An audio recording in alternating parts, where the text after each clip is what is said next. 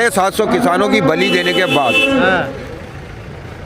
इतने बड़े पैमाने पे प्रताड़ित होने के बाद, इतनी ऊर्जा, इतने संसाधन लगाने के बाद मिला क्या? वही जानना चाह रहे हैं क्या मिला। वही मैंने आपको समझाया। ये तो कह रहे हैं सब कुछ मिल गया, सबका सहमति बन गई हमारी। तो ये जिन चीज़ों पे कह रहे हैं, काले कानून हमें दिए जा रहे थे, हमने नहीं लिए, ये हमारी जीत हो गई। अगर ये इसे जीत मानते हैं अच्छी बात है। हम MSP मांग रहे थे, इन्होंने नहीं दी, लेकिन हमने उस पर कमेटी बनवा ली, हमने इसे अपनी जीत मान ली। जबकि कमेटी की विषय वस्तु मुआवजा हो सकती थी, मुकदमे हो सकती थी, पराली हो सकती थी, बिजली हो सकती थी। MSP किस तरीके से हो गई? जितना बड़ा आंदोलन ये खड़ा हुआ और ये शबाब पर आया, और जब सरकार ने झुकना शुरू किया, तब योगेंद्र यादव जैसे लोगों ने आज हमें इस बात की खबर करी कि हम सहमत हो गए हैं, आंदोलन को स्थगित किया जा रहा है। ये आप बिक गए क्या किसान नेता? नहीं, बात बिकने की नहीं है। आप तो ऐसे कहना चाह रहे हैं। आपस में मिलने जुलने से संबंध सौहार्दपूर्ण बने रहते हैं। वरना योगेंद्र यादव से ये पूछा जाए कि वो जो चिट्ठी पत्री हो रही थी, वो किसानों के बीच में खड़े होकर 3 बार सुनाई थी उन्होंने। जब MSP वाली बात मांग रहे हैं, MSP यही मौका है, सरकार झुक चली है, छोटा सा एक्ट बनना है, तब उस टाइम पे आपने ये लापरवाही क्यों करी? इन किसानों के बाप दादाओं की परंपरा रही है, आज से नहीं, हजारों साल से। जब जब लुटेरा कोई दिल्ली लूटने चला, इन्होंने रोका नहीं, और जब जब लूट के चला तो इन्होंने छोड़ा नहीं। आपकी नज़र में तो ये भाग रहे थे, इन्होंने भागते को छोड़ दिया। वकील साहब, आपकी नज़र में तो लगता है सरकार जीत गई, हमें लिखित में कानून नहीं बना, किसान मान के पहले इससे। किसान नहीं माना, अब फिर किसान नेता मान गए।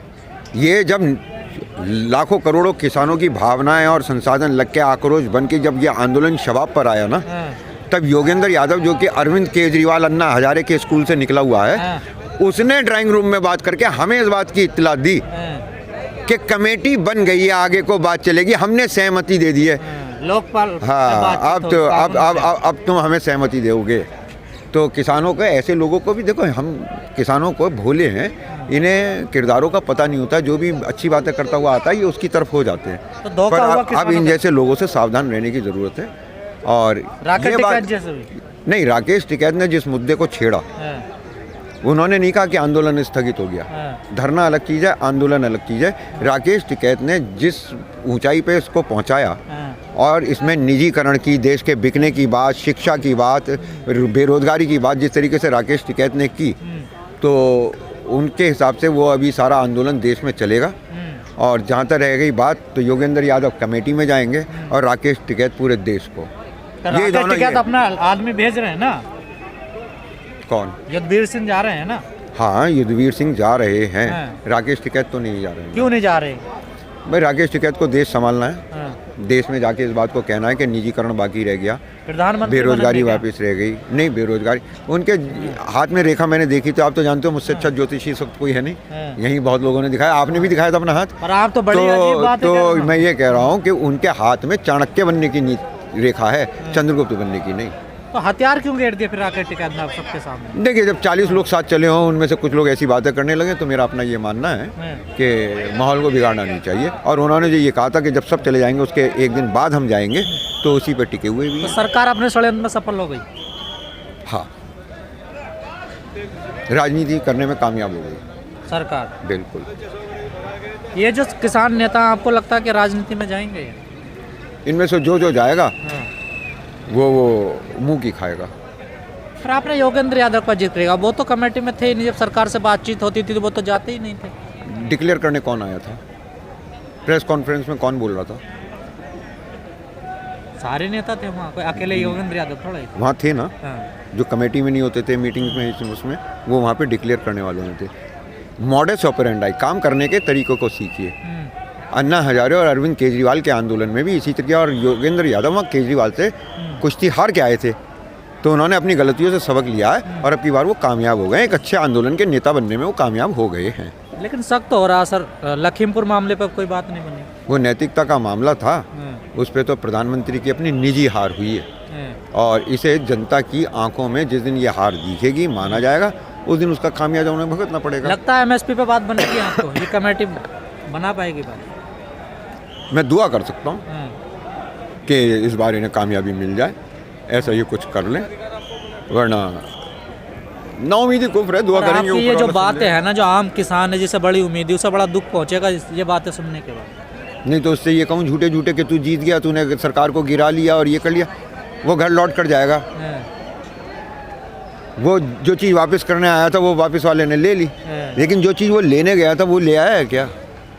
इतने लोगों की डेथ भी, अगर इन्होंने समिति को इस तरीके से अधिकार हैं सब कुछ लेने के, हाँ। तो मुझे नहीं लगता कि योगेंद्र यादव तथा इस जैसे और नेताओं की जेब से एक भी रुपया हाँ। इस आंदोलन के अंदर लगा हो। हाँ, ये 750 किसानों का जो मुआवजा मांगा जा रहा है, ये इन्हीं से मांग लो ना, यही दे दें। हाँ, सरकार से क्यों मांग रहे हो? सरकार से क्यों मांग रहे हो? जब सब फैसले तुम्हें ही करने हैं, ये भी तुम ही कर लो। टैक्स पेयर के पैसे से टैक्स तुम्हें मुआवजा दिया जाएगा, हाँ, तुम्हारे बुलाने पे वो मरेंगे, पैसे ये देंगे उनके मरने पे, और तुम नेता बनोगे और फिर तुम एमएसपी वाली कमेटी में बैठ के एमएसपी की बातें करोगे, हाँ। तो ये सब चीज़ें ठीक नहीं। कमरे के अंदर खेल हो गया क्या? बिल्कुल 100% सही बोलता है वकील कोई शक गहरा नहीं। दुख दे रहे हो किसानों को? नहीं नहीं, किसान जागा हुआ है। और अब जहाँ तक दुख की बात कह रहे हो, सामने जलालाबाद वालों का डेरा है, हाँ, चौधरी राज सिंह वहाँ बैठे हैं 99 साल की उम्र में, उनसे जाके पूछ लो। हाँ। वो कहते हैं कि क्या मिल गया जो लेके जाने लगे। जा तो रहे हैं। वो यहाँ पूरे साल रुके। जा किस तो लिए? रहे हैं वो। जाना पड़ेगा।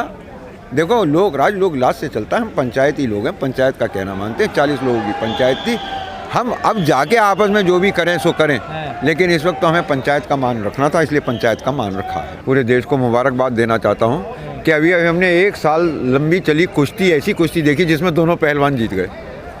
दोनों कैसे जीत गए? ये पहली कुश्ती है दुनिया की जिसके अंदर दोनों पहलवान जीत गए। हाँ, किसान से पूछा, भाई तुम कैसे जीत गए, तुम किस बात का जश्न मना रहे हो? बोले ये काले कानून दे रहे थे, हमने नहीं लिए इसलिए हम जीत गए। हाँ, तो सरकार से पूछा ये जीत गए, तो तुम बोले हम ऐसे जीत गए, ये एमएसपी मांग रहे थे हमने नहीं दी। तो इन्होंने काले कानून नहीं लिए हाँ। इसलिए जीत गए, उन्होंने एमएसपी नहीं दी इसलिए जीत गई। और अब जब आंदोलन अपने शबाब पे पहुंचा, माफ़ी प्रधानमंत्री ने मांगी थी और भागे जिस तरीके से मैदान छोड़कर ये संयुक्त किसान मोर्चा वाले लोग, हाँ, तो उससे ये महसूस होता है कि खेल कुछ और है। हाँ। क्या खेल है? आप बहुत कड़वी बातें कह रहे हैं, किसानों से अलग चल रहे हैं बिल्कुल, किसान आंदोलन में रहकर। अच्छा, इतने दिन से आप मेरे बाइट ले रहे हैं, आपने मुझे हमेशा ये बात कही है कि आप इनसे उल्टी बात कर रहे हैं, आप इनसे उल्टे चल रहे हैं, और फिर भी आप मुझसे पूछते ज़रूर हैं, हाँ। और फिर ये भी कहते हैं कि आपकी बात सही निकलती है। देखिए, अभी हालात ये आपने कहा मैदान छोड़कर भाग गए। अभी हालात ये थे कि गांव में यूपी, जहां इलेक्शन था वहां गांव में यूपी नहीं जा सकता था, में ये लोग नहीं जा सकते थे, हाँ। बीजेपी वाले। तो ये कानून वापस लेके इनके जाने की गुंजाइश बना दी है। तो कह रहे हैं किसान की जा सकते हैं गाँव में। हाँ, अब गुंजाइश बन गई, अब कमेटी बन गई है। अब कमेटी के नेता ये मंत्रियों से मिलते जुलते रहेंगे, उठ बैठ होती रहेगी, चाय पीते रहेंगे, पकौड़ियाँ खाते रहेंगे, और फिर 24 से पहले एमएसपी के नाम पे कोई झुंझुना थमा के फिर और आगे की व्यवस्था कर ली जाएंगे। तो ईमानदारी की भावना हार गई और राजनीति जीत गई। किसान नहीं जीते। राजनीति जीत गई, किसान नहीं जीते।